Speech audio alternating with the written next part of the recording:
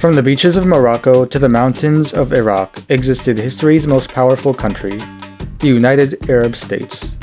The country's large population and resources would make it stronger than the Soviet Union, America, China, and the European empires. Its capital was Cairo in Egypt, and its president was none other than Gamal Abdel Nasser. Its only problem? It was a figment of this man's imagination. That was the Egyptian president's goal, and he did his best to carry it out.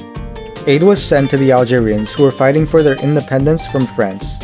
Nasser also wholeheartedly supported the Palestinian cause, and in one of his most famous moves, he took complete control of the Suez Canal from the British.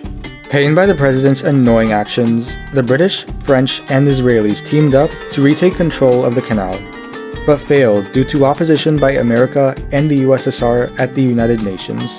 To the average person in the rest of the Arab world, Nasser was the man who stood down British and French imperialism all on his own, and he made sure they knew. With the Cairo radio station Sawt al-Arab broadcasting the president's ideas to the citizens of Jordan, Iraq, and Saudi Arabia. In the midst of all this, there were rumors that the Baghdad Pact, a British-led anti-Soviet alliance comprised of Pakistan, Iran, Iraq, and Turkey, was going to overthrow the leftist government in Damascus. And then, Turkish troops started lining up on its lines with Syria, and so the strong man stepped in. Nasser sent troops to his Arab brethren in Syria in symbolic solidarity against his former British colonizer. The Syrians then sent 2 delegations to Cairo, requesting unification with Nasser's country, and on the second attempt at asking him, he accepted, on condition that a referendum be held, the political parties be dissolved, and the army leave politics. North Yemen also wanted to join, and so the United Arab States was created, where Yemen was independent but a part of the Confederation. His dream was starting to come true.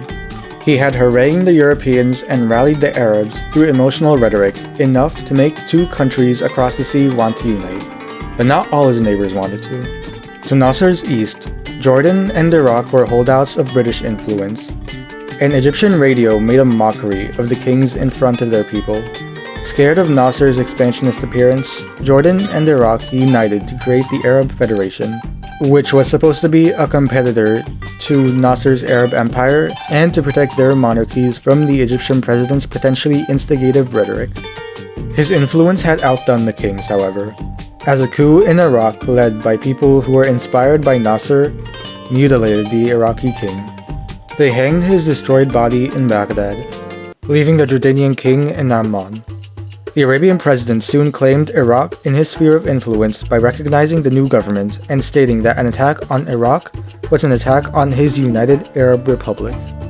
On the other side of the spectrum, though, what seemed to be unification of a people divided looked more like imperialism. In Syria, the union was not equal.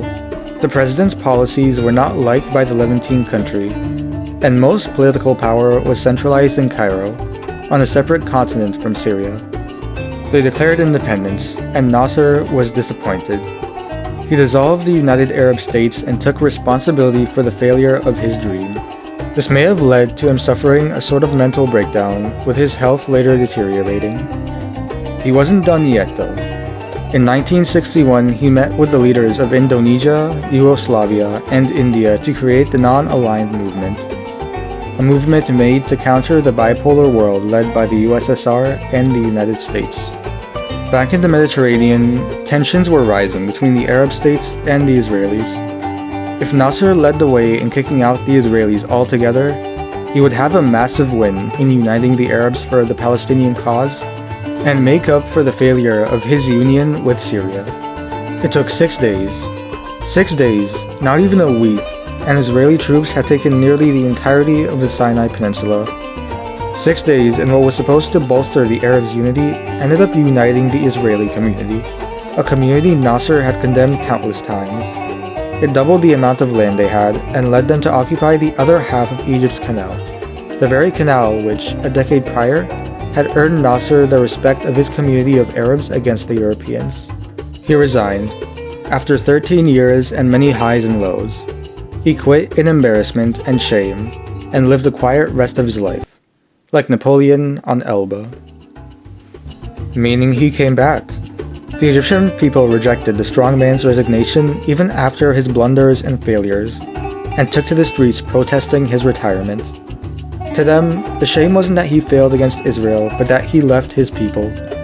The man came back and ruled for 3 years, fighting a war of attrition with the Israelis on the Suez Canal through his death at the start of the new decade.